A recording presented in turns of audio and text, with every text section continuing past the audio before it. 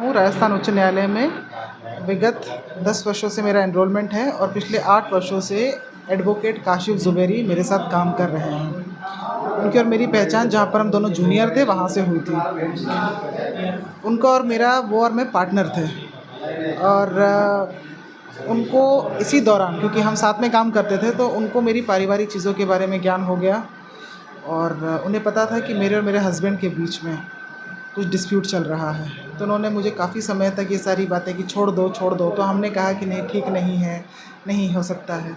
तो एक बार ऐसे ही काम करने के लिए, जहाँ पे हम अलग अलग जगह पर, क्योंकि हमारे पास में पहले ऑफिस नहीं था, तो हम अलग अलग जगह पर काम करते थे, तो एक बार इनके यहाँ पर हम लोग मिले और खाना वाना खाया, सारी चीज़ें हुई। खाना खाने के बाद में फिर बहुत थकावट हो रही थी, तो उन्होंने कहा आराम कर लीजिए। तो आराम करके जब हम उठे तो हमने बहुत ही गलत अवस्था में इन्हें और हमें साथ में पाया। तो हमने कहा ये तो बहुत ही गलत चीज़ है और इस बात की हम, जो भी गलत आपने किया है इस चीज़ का, तो आपको हम एफआईआर करेंगे, जो भी कार्रवाई हम करेंगे। इन्होंने हमको कहा कि हम आपसे शादी करेंगे। तो हमने कहा हम आपसे शादी तो नहीं करना चाहते हैं। तो इन्होंने हमको सारी बात की, नहीं करना है, सारी चीज़ें हैं, इस तरीके से हमको समझाया करा। तो और बोला, कुछ दिखाई भी कि एक फ़ोटो भी थी हमारी कोई। तो हम चुप हुए उस समय। तो फिर बार बार इसी तरीके की चीज़ें बहुत ज़्यादा आने लगी। फिर इन्होंने हमको उकसाया भी कई सारी चीज़ों के लिए कि ऐसा करो, हस्बैंड को डिवोर्स दे दो, और ये सब कुछ करके हमारी प्रेगनेंसी भी हुई। और प्रेगनेंसी के समय पर इन्होंने हमसे कुछ खाली कागज़ों पर भी साइन कराए और हमारा नाम भी जो है वो अपने हिसाब से बदल दिया। तो हमको नहीं पता उन कागज़ों का क्या है, कैसे है। हमारा नाम आज की तारीख में कानूनी तौर पे क्या है हम ये भी नहीं जानते हैं। हमारी शादी का क्या स्टेटस है हम ये भी नहीं जानते हैं। तो फिर इसके बाद में इन्होंने हमको बोला कि अब आप अपने आप को और अपने बेटे को कन्वर्ट कर लीजिए इस्लाम में। तो हमने कहा कि हम कन्वर्ट नहीं करेंगे, हम हिंदू हैं, हम कन्वर्ट नहीं करेंगे। इसी बात को लेकर मुद्दा हुआ और उसके बाद में फिर वो धमकियों का सारा चला और बात इतनी ज़्यादा हो गई कि हमारे बेटे को भी मारने की, कि ये कहा गया कि इसको काट के फेंक देंगे, लाश नहीं मिलेगी, ऐसी बातें भी हुई। हमने उनके परिवार वालों से बात करने की कोशिश करी कि ये हमारे लिए बहुत परेशानी है, तो उन्होंने भी कोई ढंग का जवाब नहीं दिया। और जब हम आए थे तो उस टाइम पर ही हमको देख लेंगे, मार देंगे, ऐसी बात कही। पहले हमने नहीं लिया, फिर आज हम फिर से फाइनली एक कोशिश करने आए थे कि बात हो, कुछ हो। तो ये वाली चीज़ हो गई कि आज तो इसे ज़िंदा जाने नहीं देंगे। तो इसी बात को लेकर हमने यहाँ पर रिपोर्ट के लिए करा था, रिक्वेस्ट करी थी कि हमारी रिपोर्ट हो, हमको सकुशल वापस घर पहुँचाया जाए।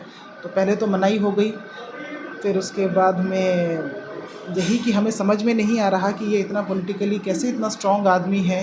इसने आज तक कोई इलेक्शन जीता नहीं है, कहीं कुछ किया नहीं है। ये इतना पॉलिटिकली स्ट्रॉन्ग आदमी है जो हमको धमकी दे रहा कि एफआईआर करा के दिखा दे हमारे शहर में।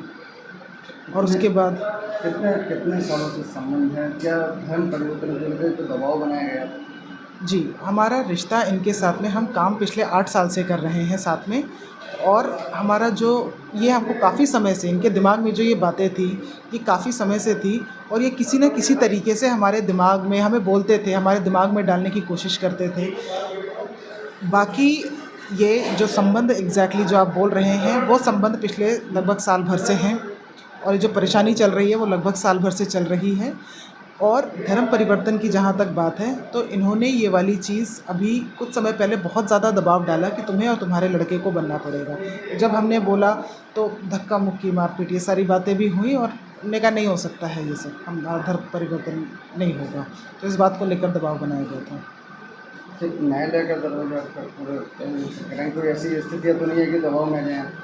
देखिए, न्यायालय का दरवाज़ा खटखटाने के लिए मैं पहले भी गई थी। पहले तो मैं बहुत डरी हुई थी, क्योंकि जब बात बच्चे की आ गई थी तो मैं काफ़ी डरी हुई थी।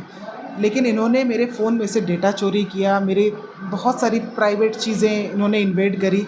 तो मैंने एक फॉर सेफ्टी के लिए मैंने कंप्लेंट वो करी थी, जिसे मैंने अपने कंसर्न थाने में, और मैंने कहा था इसे एफआईआर में तब्दील करा जाए, लेकिन एफआईआर वहाँ भी नहीं हुई।